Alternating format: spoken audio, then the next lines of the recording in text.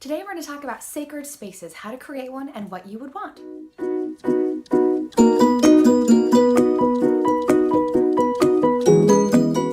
I'm Sasha and I teach holistic solutions for mind, body, spirit. Let's get started. So a sacred space is basically anywhere that you're going to sit down and do meditation, maybe some reflection, prayer, journaling, anything like that. And the thing is, a sacred space does not need to be fancy. Now, if you go on Pinterest or you go on Instagram, you're going to see some gorgeous sacred places and spaces in people's homes, but a sacred space doesn't require anything from you. And a sacred space doesn't require anything of you. So basically, you can create a sacred space anytime, anywhere, just sit down or stand there, and it's a sacred space for you.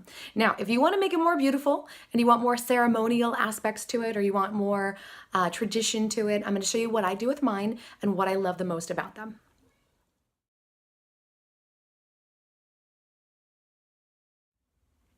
So tip number one for your sacred space is decide if you're going to be standing or sitting. So I have two. I have a standing sacred space in which I just stand, literally, and do my meditations and do my intentions and basically like prayer, just standing. And I like it because I can look out a window, and so that I can actually see nature, or I can see the moonlight, or I can see the sun rising, depending upon the time of day that I'm doing it.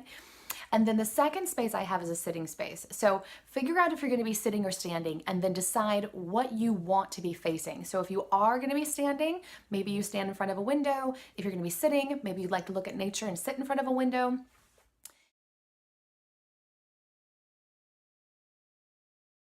If you're going to be sitting, make sure that you have a cushion. Now, this can be any kind of cushion, especially as you're starting, if you're just kind of learning how to meditate and kind of trying to clear your mind and kind of get into the moment. Sitting in an uncomfortable position or without a pillow can be really jarring on your back and actually put pressure on your sciatic nerve.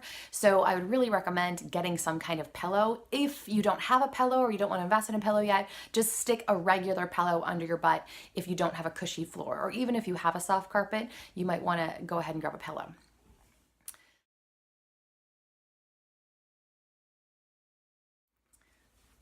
The third recommendation for a sacred space is to collect your special things. So you do not have to go out and buy crystals or room spray or Palo Santo sticks or any kind of incense. You don't have to buy those things. Again, having a sacred space doesn't require anything from you, and it doesn't need anything of you. So you can literally just create a sacred space with things that you like in your house. Maybe some candlesticks that might be your favorite candlesticks, maybe some rocks that you found on a hike that you really enjoyed. If you live close to the beach, maybe some shells you've collected. It does not have to be these outlandish, sometimes beautiful or super ornate sort of ceremonial spaces. You can also work up to that. If you start to find that you really enjoy having your sacred space, you'll notice that you'll start to collect things and put them there. They could be little tchotchke toys that you've had since childhood that really, sparked a memory that you really enjoyed, or something that was gifted to you that really was truly, useful, that you loved in your life just looking at, or a decoration that you've always enjoyed, or a hand-me-down that you've really just, means a lot to you, like a doily or a hanky or something that was passed down to you, or a piece of jewelry even that means a lot to you. You can have that in your sacred space.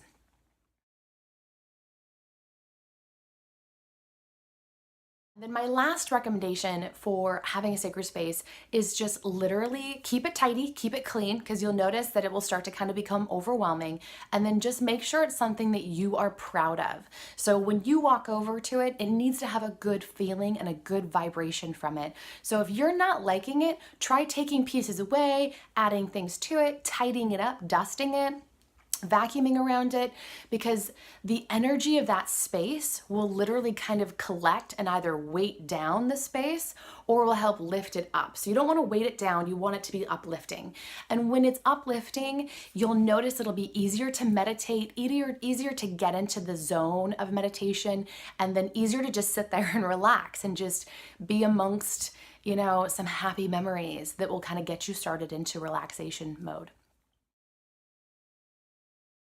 So I have two sacred spaces set up in my home. One is for me, and it's just for my space only, and I don't let my kids touch it. And the other is a space that is in our main living room, and I do let our kids touch that one. Now, the one in the living room is a little bit more subtle because it is in our main living room. So when people walk in, when we invite friends over, have family over, one of the things about a sacred space, irregardless of your religious preferences or your beliefs, a sacred space can sometimes, especially if you start collecting crystals or you have incense, some people will possibly judge you based on what's sitting there. And that's okay. I don't want anyone to feel embarrassed. You should never feel embarrassed or self-conscious about your sacred space or the items and elements that you keep there. They are sacred to you and they don't need to be sacred to anyone else. But if you're going to have it in an open space, keep in mind that other people might see it and think, oh, what's going on there? What is that? And that's okay.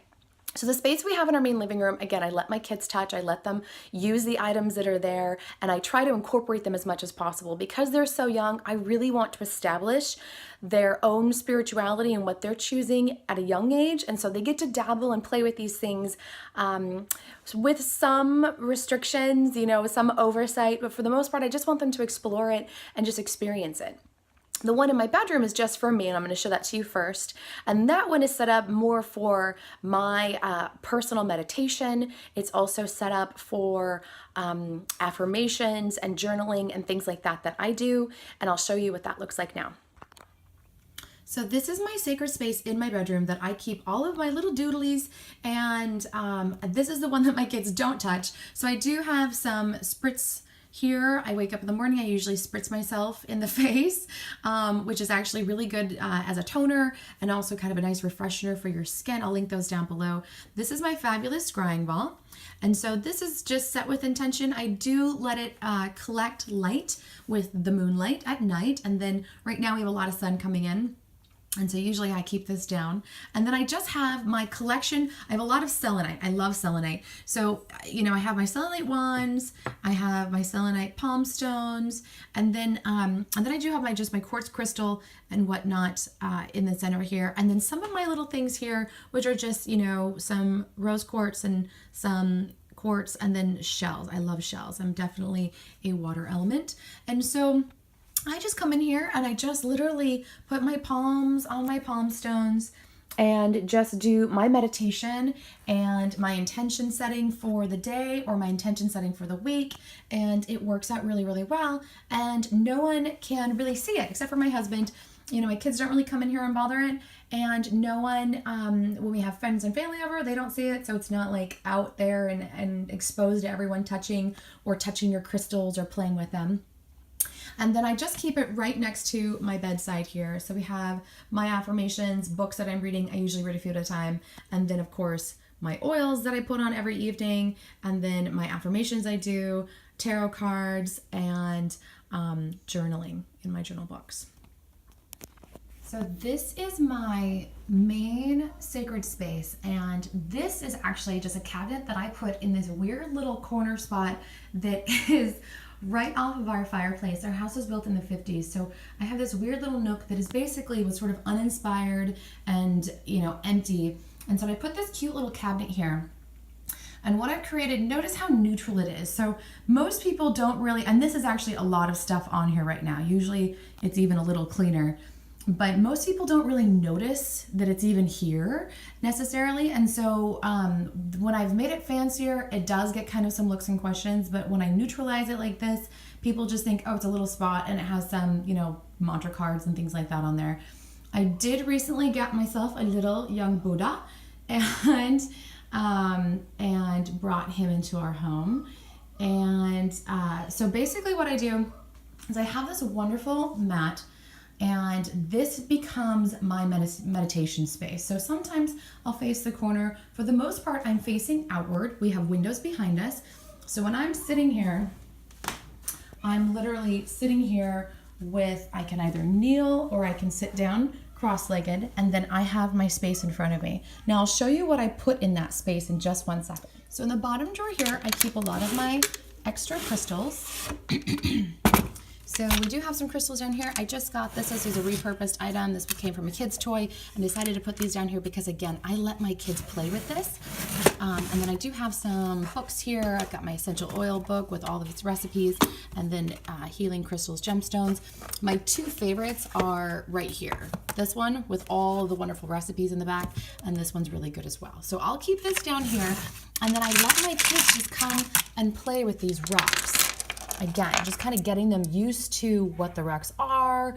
We'll look through the gemstone book and we'll kind of identify them, and that way they kind of get a start of what rocks are what and what minerals or what they're called. Now, the next thing is I have basically all these little baggies, and each baggie has sort of its own so these are sort of our homemade runes, and we just have tons of little bags, and then extra stones in here as well, and shells that we like to collect and whatnot. And some more of our tumbled stones and our raw stones or rough stones are in here. And then the second drawer has all of our singing bowls. So we have 3 different tones for our singing bowls. We have a chime, and then we have some bells and our cymbals as well. And so the singing bowls are absolutely wonderful. And then the top drawer is where I keep all of our things that are kind of burning elements. So we have our tea light candles, we have some of our sacred ceremony candles in here, we have some fun ones so the kids can play with them as well. We have our wonderful fake tea light candles.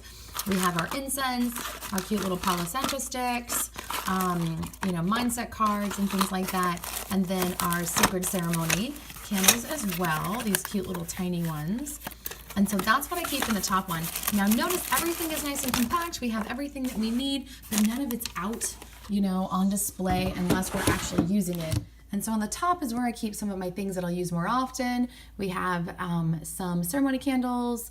We have our smudging stick with my abalone shell. And then in these guys here, these are just some fun, this is some miscellaneous stuff for the kids to play with.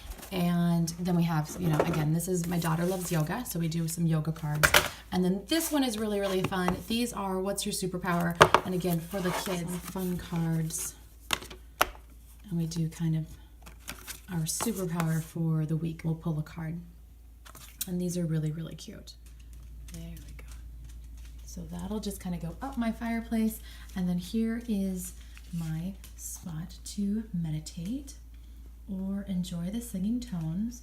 But what's so nice about these tones is if your mind is racing and you're having a really hard time getting into a meditative state where you're not thinking about things, I find personally that the tones, the singing bowls, just kind of help me focus on the present moment. And I'll start out just basically kind of playing with the sounds and playing with the tones, and then just relaxing and breathing and enjoying the resonating, oh, there's my dog, enjoying the resonating sounds. And then finally, after a few minutes, I'm in a meditative state. And then I can stay there as long or as short as I want, but it really helps me get into that zone. Thank you so much for watching. I hope that you like and subscribe, and definitely comment down below what you enjoyed the most about this, or if you have a sacred space at home, what you keep in it and how you use it. I'd love to hear more.